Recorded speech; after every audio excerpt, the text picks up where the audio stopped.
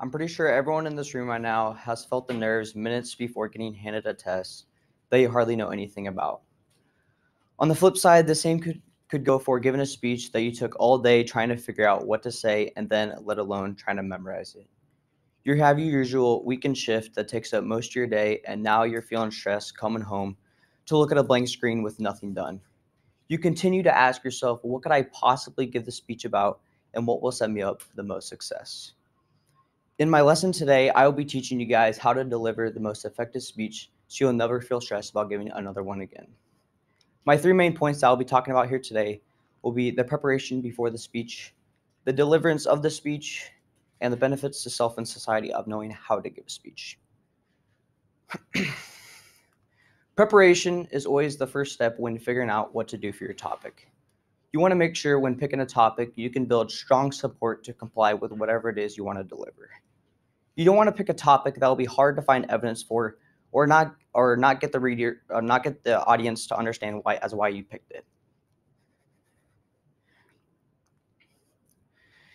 When you're delivering your speech, you want to make sure that you keep the audience in mind and to grab their attention for the entire speech. You don't want to make your speech too biased or too controversial when you're also going about it.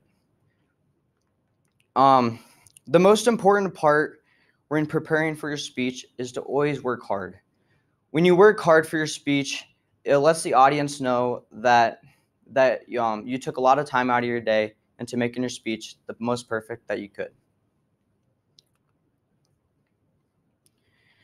The hardest part for most people is how well they can deliver a speech. I know myself that the tone when doing your speech can get a little bit sluggish towards the end. So it's always important to keep a good tone so it lets the audience know that you're confident and that they're the reason you're making the speech. When you when doing your speech, you don't want to drag it out. You want to make your point across right away, and a lot of speakers tend to use big words to get their point across, which should never be your case. It's important to get your point across to the audience and not try to drag it out. Confidence is vital and should be your main focus, but that doesn't mean that you try to act more superior than the people in front of you. You want to make your speech more about helping them and educating them on important ideas, such as what your topic is about and how it relates to your audience. The most important part when doing your speech is to have good eye contact across the entire length of the room.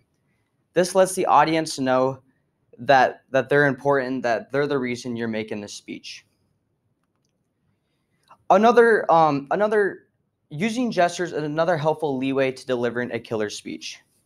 When you can use your hands to demonstrate how big that point is and how it relates to your topic. A prompt available for you can also be helpful because it assists the audience in understanding what you may be thinking about and how it relates to your topic. According to Forbes.com, 70% of employed workers who give presentations agree that presentation skills are critical to their success at work. Being able to deliver an effective speech will be beneficial for you for when you get older and you are asked to deliver a speech in front of a big crowd. It's important to learn how to emphasize and think about the audience and how it relates to what they feel. Also, the standards and location of where you're doing it can be crucial because you don't want to come off too biased or too judgmental depending on where you're at, especially if it's like maybe religious or who other people who are in that room. So it's important to stay vocal, but all at the same time not too controversial. Another important thing is to always when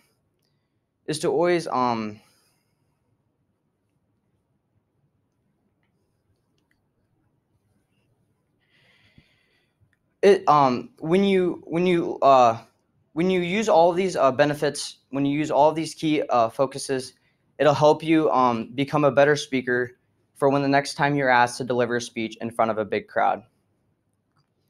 With all of these exceptions in mind, let's recap what we went over today. From our first point, which is on how better thinking leads to better preparation for speeches, that the deliverance of your speech can be better through body movement and careful speaking. And then lastly, the benefits to self and society of knowing how to give a speech and its higher quality of life. I hope that for the next time you guys are asked to deliver a speech, you can stay confident, and also you want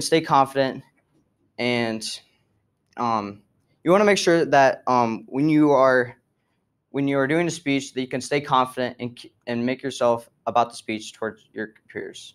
Thank you.